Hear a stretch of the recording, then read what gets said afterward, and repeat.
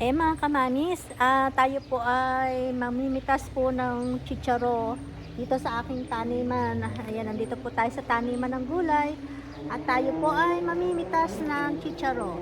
Kasi ang dami na pong chicharo nitong aking tanim. Ayan, tingnan nyo oh. Ayan oh.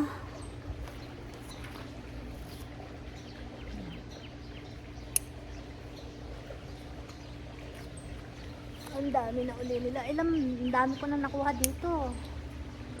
So, ito, panibago na naman uling bunga nila. Kaya, ito po ang kagandahan ng ng merong tanim. Kasi, libre na yung ating gulay.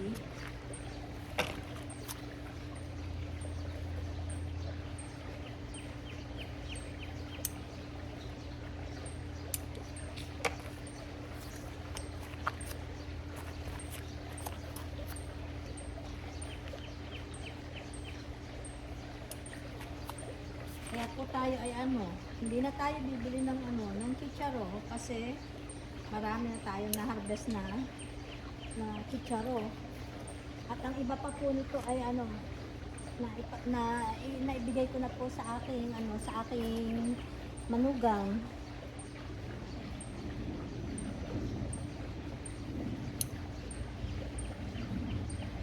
Kasi madami naman po siya.